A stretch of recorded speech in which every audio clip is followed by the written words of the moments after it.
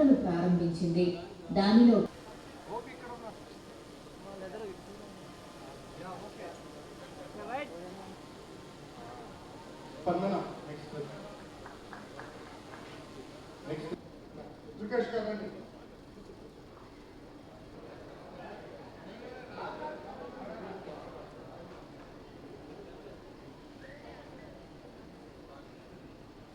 మంత్రి అట్లా అట్లా కుదరదు, మీరు కూర్చోవాలి.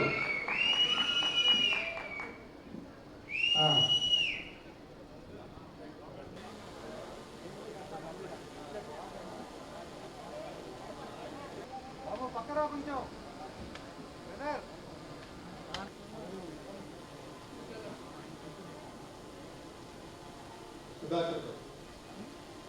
మాకు గౌరవం, ధన్యవాదాలు. పాడి పరిశ్రమకు డైరీలు, చేనేతకు చేయూత, రైతుకు మరియు managing director Shri V Prasanna Venkatesh IAS garu నాయకత్వంలో సంస్థ విజయవంతంగా ముందుకు. Secretary to government department of social welfare chairman Shri Pilli Manikyarao, Shri Nara Chandrababu Naidu గారు, గౌరవ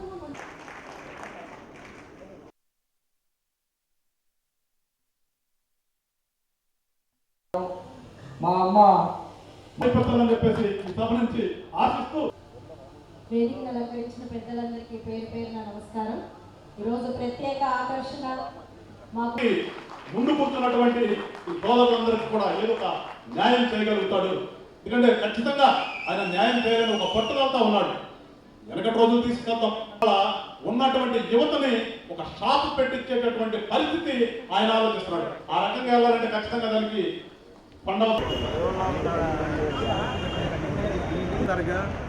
డిపార్ట్మెంట్ మనకేం తెలిసింది.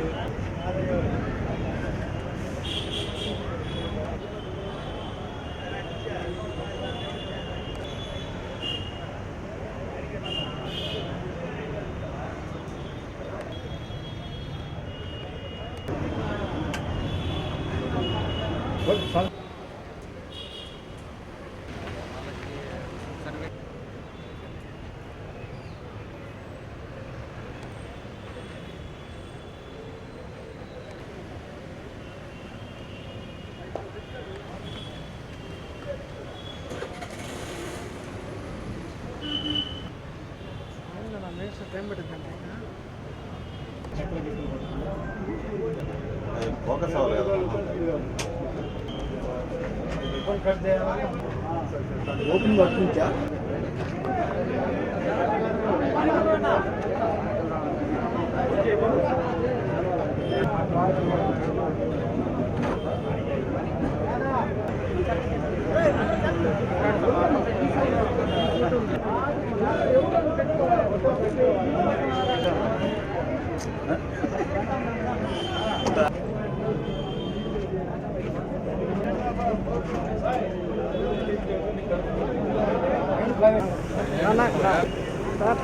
ఓకే బాబు ఎంతరండి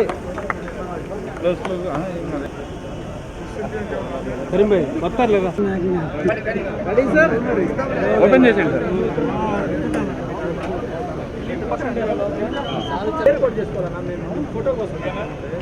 sir. Okay sir.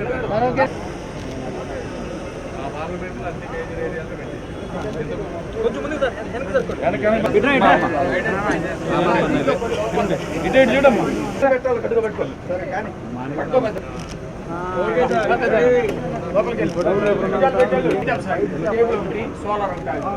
Okay sir. Okay sir. వాళ్ళు ఉన్నారు కదా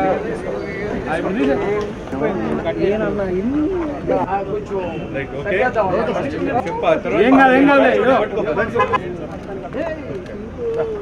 ఎక్కువ ఓకే మ్యామ్.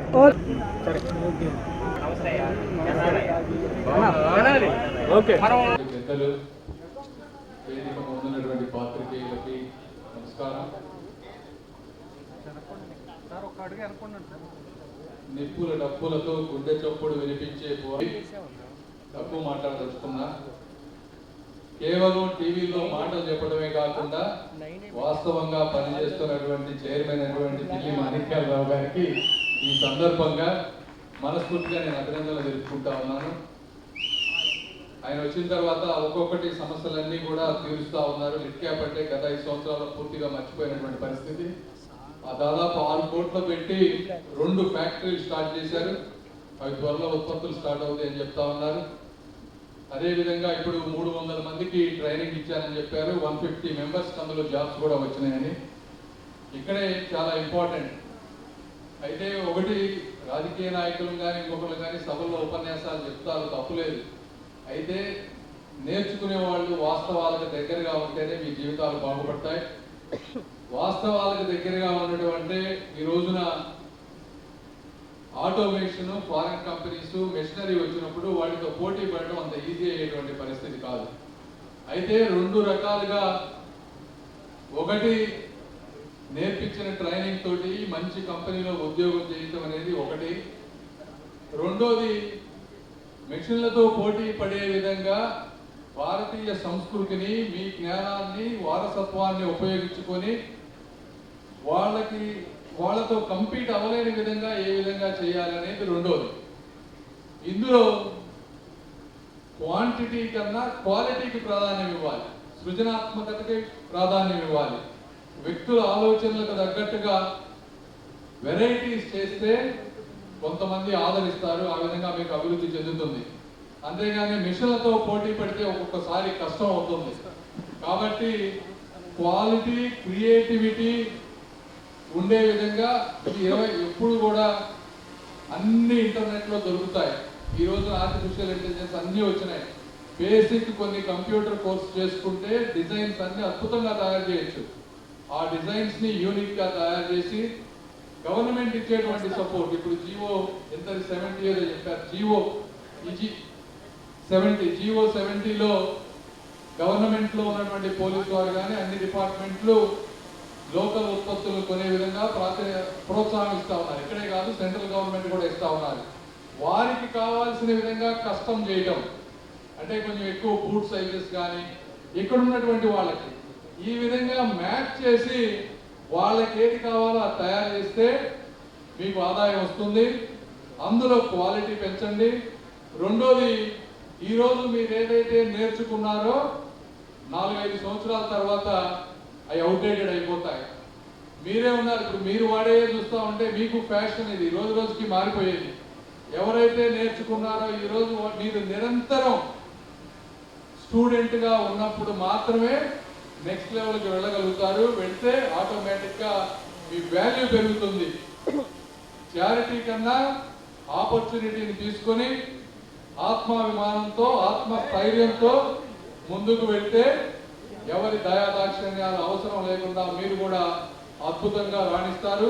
కాబట్టి ఆ విధంగా మీ స్వశక్తి పేరు మీద ఎలా చేయగలరు అవన్నీ చేయండి. గవర్నమెంట్ ఆదుకోవడానికి మంచి వ్యక్తులు వచ్చారు ఈ రోజున. నారా చంద్రబాబు నాయుడు గారు కానీ, పవన్ కళ్యాణ్ గారు కానీ, అదేవిధంగా మాణిక్యాలరావు గారు కానీ మమ్మల్ని కూడా చాలా అడిగారు. అవన్నీ తప్పనిసరిగా ఇక్కడ కావాల్సిన మేము చేయగలిగే ప్రతిదీ మేము చేస్తాం.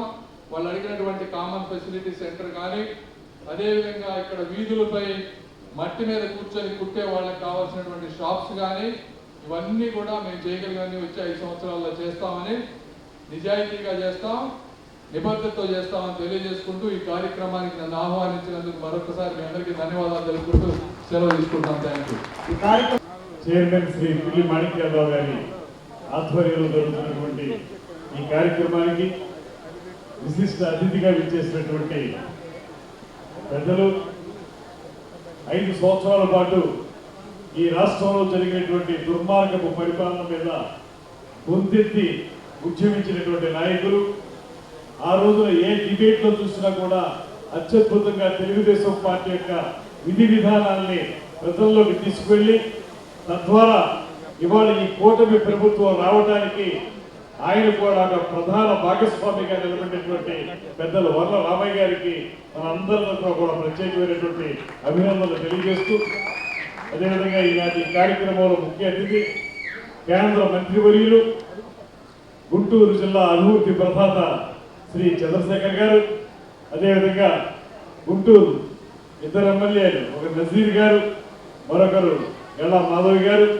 అదేవిధంగా ఈ లిట్క్యాప్ ఎండి అయినటువంటి ప్రసన్న వెంకటేశ్వరన్ గారు, అదేవిధంగా మరొక ఎమ్మెల్యే గారు మిత్రులు రామాంజనేయులు గారు, అదేవిధంగా కలెక్టర్ గారు, ఇంకా వేదిక మీద ఉన్నటువంటి 50 మంది పెద్దలందరికీ, ముఖ్యంగా ఇక్కడికి ఎంతో ఉత్సాహంతో ఉదయం 10 గంటల నుంచి ఇప్పటి వరకు ఉన్నటువంటి 50 మంది మాదిగ సోదర సోదరి అందరికీ కూడా నమస్కారాలు తెలియజేస్తా ఉన్నాను. లిట్క్యాప్ అనేది ఒక పెద్ద సంస్థగా ప్రారంభించబడి ఈ దేశంలో అనేక మందికి చేతి వృత్తుల వారికి, ముఖ్యంగా పాదరక్షలు తయారు చేసే వారికి ప్రత్యేకమైనటువంటి సంస్థగా విరాజిల్లుతున్నటువంటి సందర్భంలో ఆ రోజున ఎంతో వైభవాన్ని చూసినటువంటి ఆ సంస్థ ఇవాళ సరైనటువంటి ప్రోత్సాహం లేకపోవడం వల్ల, సరైనటువంటి ఆర్థిక పరిపుష్టి లేకపోవడం వల్ల పునారిల్లిపోతున్నటువంటి సందర్భంలో ఒక సమర్థవంతమైనటువంటి నాయకునికి లిట్క్యాప్ చైర్మన్ గా ఆంధ్రప్రదేశ్లో ఆ పదవి ఇవ్వడం ద్వారా మళ్ళీ లిట్క్యాప్ ద్వారా అనేక మంది ఎవరైతే ఈ వృత్తి మీద ఆధారపడినటువంటి యువకులు ఉన్నారో వారందరికీ కూడా ఒక ఆశాదీపంగా నిలబడటానికి వీలుగా ఈ పదవిని ఇచ్చినటువంటి ముఖ్యమంత్రి చంద్రబాబు నాయుడు గారికి మనందరి తరఫున ప్రత్యేకమైనటువంటి ధన్యవాదాలు తెలియజేస్తూ, సంవత్సర కాలంగా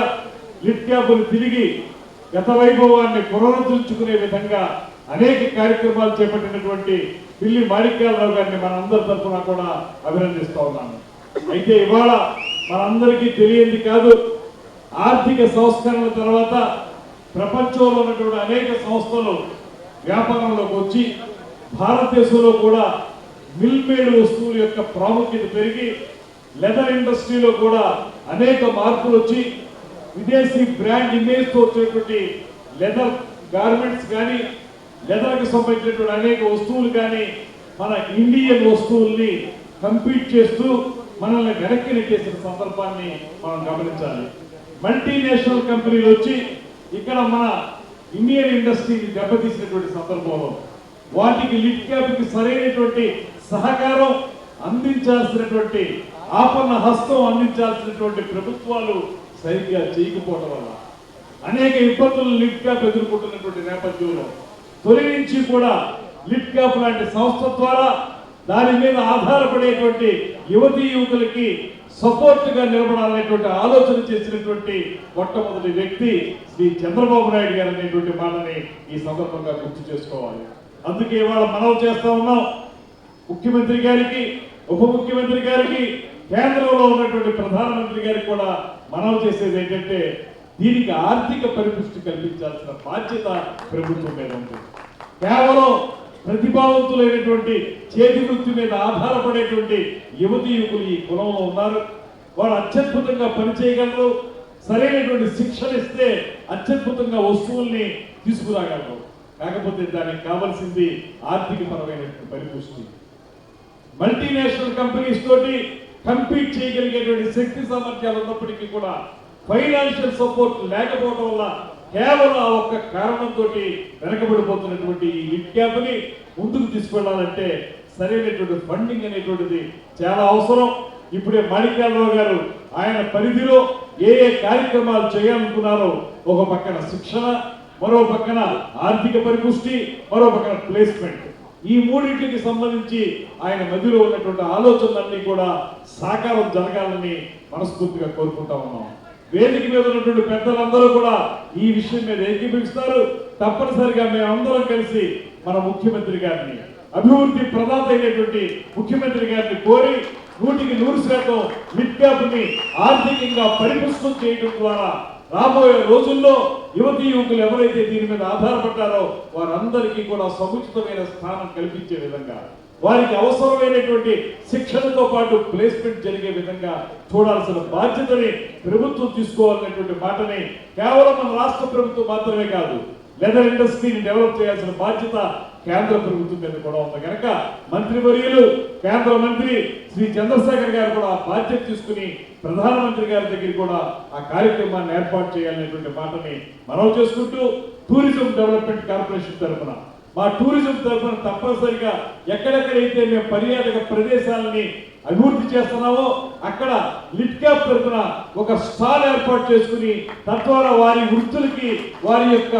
ఉత్పత్తులన్నింటికీ కూడా సరైనటువంటి అవకాశాలు కల్పించే విధంగా మేము కూడా కృషి చేస్తామనేటువంటి మాటను తెలియజేసుకుంటూ ఈ కార్యక్రమంలో పాల్పంచుకునే అవకాశాన్ని ఒక 5 సర్టిఫికేట్ ఇచ్చేటువంటి అవకాశాన్ని కల్పించినందుకు చైర్మన్ గారికి ఎండి గారికి మరొక వారు ధన్యవాదాలు తెలియజేస్తూ సెలవు తీసుకుంటున్నాను. నమస్కారం. గౌరవనీయులు పెమ్మసాని చంద్రశేఖర్ గారికి, అట్లాగే మన రాష్ట్ర మంత్రివర్యులు కందుల దుర్గేష్ గారికి, అట్లాగే గుంటూరు తూర్పు ఎమ్మెల్యే నసీర్ గారికి, పశ్చిమ ఎమ్మెల్యే మాధవి గారికి, గల్లా మాధవి గారికి, మా మిత్రుడు భాషాబాయి గారికి, మా ఎండి గారు ప్రసన్న వెంకటేష్ ఐఏఎస్ గారికి, సోదరుడు మంగమోహన్ కృష్ణ గారికి, మా కమిషనర్ శ్రీనివాసులు గారు, అట్లాగే జనసేన పార్టీ జిల్లా అధ్యక్షుడు వెంకటేశ్వర గారికి, ఇంకా వేదిక మీద చాలా మంది ఉన్నారు. చాలా టైం అయింది కాబట్టి పేరు పేరున అందరినీ చెప్పలేకపోతా ఉన్నాను, అందరూ మన్నించండి.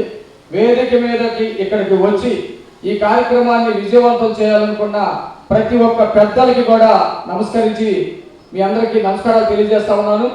అట్లాగే 10 గంటలకి వచ్చి ఈ కార్యక్రమాన్ని విజయవంతం చేయడంతో పాటు మాదిగల యొక్క ఆకాంక్షని రాష్ట్రానికి తెలియజేయాలని చెప్పేసి కూర్చున్న మీ అందరికీ కూడా ప్రత్యేకంగా పేరు పేరున ధన్యవాదాలు తెలియజేస్తా ఉన్నాను. ముఖ్యంగా లిట్కాప్ ఫార్మేషన్ డే ఆవిర్భావ దినోత్సవమే కాకుండా సంవత్సరం క్రితం ఇదే రోజున నేను కూడా ఛార్జ్ తీసుకున్నాను లిట్కాప్కి. నాకు ఇలాంటి అవకాశం కల్పించినటువంటి రాష్ట్ర ముఖ్యమంత్రి వర్యులు, తెలుగుదేశం పార్టీ అధినేత, మా అందరికీ మార్గదర్శకులు, మన నాయకులు నారా చంద్రబాబు నాయుడు గారికి, మా యువ నాయకులు నన్ను ప్రోత్సహిస్తున్నటువంటి లోకేష్ గారికి కృతజ్ఞతలు తెలియజేస్తా ఉన్నాను. నాకు కొంత మంచి అవకాశం వచ్చేది, కానీ కొన్ని పరిణామాల రీత్యా లిట్కాప్ని నాకు ఆ రోజు మొదటి 20 మందిలో సీట్లు రానటువంటి వాళ్ళ లిస్ట్లో 20 మందిలో నాకు లిట్కాప్ని ఇచ్చారు. ఈ రోజు కరెక్ట్ గా సంవత్సరం అవుతా ఉంది. లిట్కాప్ గురించి నేను 2 నిమిషాలే మాట్లాడతాను. పెద్దలు కూడా మరి కొన్ని అప్పీల్ చేయాల్సినటువంటి అవసరం ఉంది. లెదర్ ఇండస్ట్రీస్ డెవలప్మెంట్ కార్పొరేషన్ కేవలం మాదిగ కులానికి సంబంధించి డెవలప్ చేయాలనేటువంటి ఉద్దేశంతో 1973లో స్టార్ట్ చేశారు ఆనాటి పాలకులు. పేరుకైతే స్టార్ట్ చేశారు, కానీ వాళ్ళకి ఏం చేయాలో కూడా తెలియదు. చంద్రబాబు నాయుడు గారు ఎప్పుడైతే 95లో ముఖ్యమంత్రిగా ప్రమాణ స్వీకారం చేశారో, అరుంధతిగా పేరు ఉన్నటువంటి, అరుంధతిగా పిలువబడుతున్నటువంటి ఈ మాదిగలకు కూడా ఏదో ఒకటి చేయాలని చెప్పేసి ఆలోచన చేసి దీనికి ఇండస్ట్రియల్కి సంబంధించినటువంటి హోదా కల్పించినటువంటి మహానుభావుడు చంద్రబాబు నాయుడు గారు. అంతటితో కాకుండా ఉమ్మడి ఆంధ్రప్రదేశ్ లో ఈ లిట్కాప్కు సంబంధించినటువంటి ఈ ప్రాజెక్టు ముందుకెళ్లేటట్టు మ్యానుఫ్యాక్చరింగ్ యూనిట్లు, అట్లాగే ఏదైతే ఈ చర్మశుద్ధి కర్మాగారాలు, ఇవన్నీ కూడా ఆ రోజుల్లో హైదరాబాద్ కేంద్రంగా పెట్టడం జరిగింది. ఆ తర్వాత కాలంలో ప్రభుత్వాలు మారుతా ఉన్నాయి, చూస్తా ఉన్నాం. ఆ విషయం నేను ఇంకోసారి ప్రస్తావిస్తా. ప్రభుత్వాలు మారటం వల్ల లిట్కాప్ నిరాధారణకు గురైంది. అదే కనుక చంద్రబాబు నాయుడు గారు శాశ్వతంగా కంటిన్యూగా కనుక ముఖ్యమంత్రిగా ఉంటే ఇండస్ట్రీలుగా లెదర్ ఇండస్ట్రీ డెవలప్మెంట్ బ్రహ్మాండంగా జరిగేదని చెప్పేసి తెలియజేస్తా ఉన్నాను. అన్న కోడా రామాంజనేయులు గారు పత్తిపాడు నియోజకవర్గ శాసనసభ్యులు వారు కూడా వచ్చారు, వారికి కూడా ధన్యవాదాలు తెలియజేస్తా ఉన్నా. అలాంటి పరిస్థితుల్లో మేము వచ్చిన తర్వాత లిట్కాప్కి అంతకుముందు చంద్రబాబు నాయుడు గారు ఆంధ్రప్రదేశ్ లో 9 చోట్ల లెదర్ ఇండస్ట్రీస్ డెవలప్మెంట్ కార్పొరేషన్ కోసం 9 చోట్ల స్థలాలు కేటాయించారు. ఒక చోట 10, 20 ఎకరాలు, 30 ఎకరాలు, 50 ఎకరాలు, 480 ఎకరాలు నెల్లూరులో కృష్ణపట్నం లెదర్ పోర్ట్ లో కూడా కేటాయించినటువంటి పరిస్థితి ఉంది. ప్రభుత్వాలు మారిన తర్వాత వాస్తవానికి ఇది ముందుకు తీసుకెళ్ళాలి. కానీ జగన్మోహన్ రెడ్డి ఏం చేశారంటే, ఇది ప్రభుత్వ కార్యక్రమం అయినా చెప్పక తప్పదు. జగన్మోహన్ రెడ్డి భూముల్ని, ఆస్తుల్ని, సముద్రాల్ని, గుట్టల్ని మింగేసింది చాలక మాదిగోళ్ళకి ఇచ్చినటువంటి స్థలాలు కూడా మింగేసే పరిస్థితి చేశారు. మాదిగోళ్ళకి ఇచ్చినటువంటి స్థలాలు కూడా ఉదాహరణకు అడిగొప్పలో మంది 34 ఎకరాల స్థలం ఉంది. ఆ 34 ఎకరాల్లో బ్రహ్మాండమైనటువంటి ఇండస్ట్రీస్ కనుక తెచ్చి ఉంటే పల్నాడు ప్రాంతంలో ఉన్నటువంటి మాదిగల యువకులు మొత్తాన్ని కూడా బ్రహ్మాండమైనటువంటి ఉద్యోగిత కల్పించబడేది. అక్కడ అందరికి ఇళ్ల స్థలాలు ఇస్తున్నారనే పేరు మీద మొత్తం కూడా కబ్జాదారులకు ఇచ్చారు. నేను మా ఎండి గారితో మాట్లాడి, ఎండి గారు ఇట్లా ఉంది పరిస్థితి, ఏం చేయాలంటే నిజంగా దారుణమైనటువంటి పరిస్థితి ఏంటంటే లిట్ క్యాప్ లో ఎంత గొప్పగా జరుగుతా ఉంది కదా, ఒక్కరు కూడా ఎంప్లాయ్ లేదు. రాష్ట్రం విడిపోయినప్పుడు అన్న చంద్రశేఖర్ అన్న మీరు వినాలి, మాకు మీరే సహాయం చేయాలి. రాష్ట్రం విడిపోయినప్పుడు 122 మంది ఎమ్మెల్యేలు, 122 మంది ఎంప్లాయీస్ వచ్చారు. రాష్ట్రం విడిపోయిన ఈ 10 సంవత్సరాలు అందరూ రిటైర్ అయిపోవడం, చనిపోవడం ఏదో జరిగింది. ఒకే ఒక ఎమ్మెల్యే, ఒకే ఒక అధికారి ఉన్నాడు. ఆయన పేరు కూడా అధికారి కాదు, ఆయన అధికారి అనధికారికంగా ఉంటాడు, ఎప్పుడు పనిచేయలేదు. ఆయన ఒక్కడే మిగిలిపోయాడు. ఆ తర్వాత నేను చాలా గొప్పగా ఫీల్ అయ్యే విషయం ఏంటంటే మాకు ఎండీగా dynamic young and officer Prasanna Venkatesh గారు, ఆయన ఇంకో డిపార్ట్మెంట్ కూడా సెక్రటరీగా ఉన్నారు. ఆయన 10 మందిని డిప్యూటేషన్ మీద డిపార్ట్మెంట్ నుంచి తీసుకొచ్చి ఈ లిట్ క్యాప్ ముందుకు నడుపుతా ఉన్నారు. ఎండి గారితో సహా వాళ్ళ ఉద్యోగస్తులు ఎవరైతే ఉన్నారో, రిత్విక్ కానీ లేకపోతే రాజు గారు కానీ, మా మిత్రులందరూ మొత్తం ఉద్యోగస్తులందరూ కూడా నేను పేరు పేరున ధన్యవాదాలు తెలియజేస్తా ఉన్నాను. ఈ సందర్భంలో ఒక రిక్వెస్ట్ ఏంటంటే ఈ భూముల్ని మేము కాపాడుకోవాలంటే ఒక రెవెన్యూ ఆఫీసర్ కావాలి. మాకు లేరు, ఇవ్వమంటే ఇవ్వరు. ఒక రెవెన్యూ ఆఫీసర్ కనుక మాకు ఇవ్వగలిగితే, డిప్యూటేషన్ మీద ఇవ్వగలిగితే, రాష్ట్రంలో జగన్మోహన్ రెడ్డి అన్యాక్రాంతం చేయాలనుకున్న ల్యాండ్ మొత్తాన్ని రీసర్వే చేయించి వాటికి పెన్షన్ చేయించి అక్కడ మేము ఏదో ప్రాజెక్టులు తీసుకురావడానికి అవకాశం ఉంది. ఒక రెవెన్యూ ఆఫీసర్ ఇవ్వాలని చెప్పేసి కోరుతా ఉన్నా. అన్నగారు నా వైపు సీరియస్ గా చూస్తా ఉన్నారు, మా ఎంపీ గారు, కేంద్ర మంత్రి వాళ్ళు. ఎందుకంటే అయ్యా మా వాళ్ళందరూ కూడా రోడ్డు మీద చెప్పులు కొడతా ఉన్నారు, వాళ్ళు దుమ్మిలో ఉంటారు, ధూళిలో ఉంటారు. వర్షం కనుక 4 రోజులు వస్తే వాళ్ళ కుటుంబాల్లో కూడా గడవు. వాళ్ళకి ఏదన్నా పైన కూర్చొని బాక్సుల్లో కూర్చొని సేఫ్టీగా వాళ్ళు చెప్పులు పని చేసుకుంటే బాగుంటుందని అంటే వెంటనే ఒక డోనర్ పిలిపించి చేస్తారని చెప్పాడు. కాకపోతే నేను ఆయన దగ్గరికి ఎందుకు వెళ్ళకపోయిందంటే దీనికంటే ముఖ్యమైనటువంటి అభివృద్ధి మొత్తం కూడా గుంటూరులో పరుగులు తీస్తా ఉన్నాడు. మొత్తం కూడా 5 రైల్వే ఓవర్ బ్రిడ్జీలు వచ్చి ఎవరిని పెడితే ఎక్కడ పెట్టాల్సి వచ్చిందనే ఉద్దేశంతో నేను ఆ విషయంలోకి వెళ్ళలేదు. అట్లాగే CFC centre, common facility centre ఒకటి కావాలి, కొన్ని ప్రాజెక్టులు కావాలని చెప్పేసి అడిగాను. మాణిక్యరావు తీసుకొచ్చుకోండి చేద్దామంటే మా ఎండి గారితో దృష్టికి తీసుకెళ్తే కనీసం టీపీఆర్ చేయించుకోవడానికి కూడా మా దగ్గర డబ్బులు 100 కోట్లు కేటాయించారు గత చంద్రబాబు నాయుడు గారి ప్రభుత్వంలో మాకు లిట్ క్యాప్ కి. ఈ సంవత్సరం 3 కోట్లు, ఆ 3 కోట్లు కూడా ఉద్యోగస్తులు.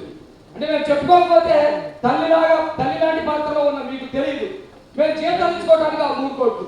మరి మేము ఎక్కడైనా ఒక టీపీఆర్ చేయించుకోవాలంటే, ఎక్కడైనా టూర్కి వెళ్ళాలంటే, ఏదైనా విషయాల మీద ఎక్కడికైనా వెళ్ళి ఎవరైనా అడగాలంటే ₹1 కూడా లేనటువంటి పరిస్థితి. అయినప్పటికీ కూడా మేము మా శాయశక్తిలో పనిచేస్తా ఉన్నాం. ఈ సందర్భంగా ఒక విషయం, నేను వచ్చిన ఈ సంవత్సర కాలంలో చేసినటువంటి పనులు, గిద్దలూరు నియోజకవర్గం ఎడవల్లి గ్రామంలో 5.5 కోట్లు సెంట్రల్ గవర్నమెంట్ ఫండ్స్ తోటి అక్కడ మ్యానుఫ్యాక్చరింగ్ యూనిట్ ఒకటి పెట్టాము. అవకాశం ఉంటే ఇక్కడ డిస్ప్లే చేయండి. మ్యానుఫ్యాక్చరింగ్ యూనిట్ ఒకటి పెట్టాము. ఇంకొక 2 నెలల్లో అక్కడ ఉత్పత్తి ప్రారంభం అవుతా ఉంది. నెంబర్ 2, ఎన్టీఆర్ జిల్లా జీకొండూరు ఎలటూరు అనే గ్రామంలో అదే 5.5 కోట్లతోటి మ్యానుఫ్యాక్చరింగ్ యూనిట్ స్వయంగా చంద్రబాబు నాయుడు గారు శంకుస్థాపన చేశారు.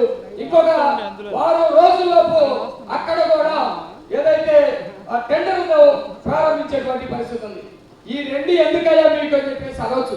ఎందుకు అని అంటే ఇంకొక గొప్ప విషయం, చంద్రబాబు నాయుడు గారు, లోకేష్ గారు, అట్లాగే మా మంత్రి డోల బాలవీరాంజనేయ స్వామి గారు, మా వెంకటేష్ గారు, మా నాయక్ గారు అందరూ సమిష్టి కృషితోటి జీవో నంబర్ 70 తీసుకొచ్చాం.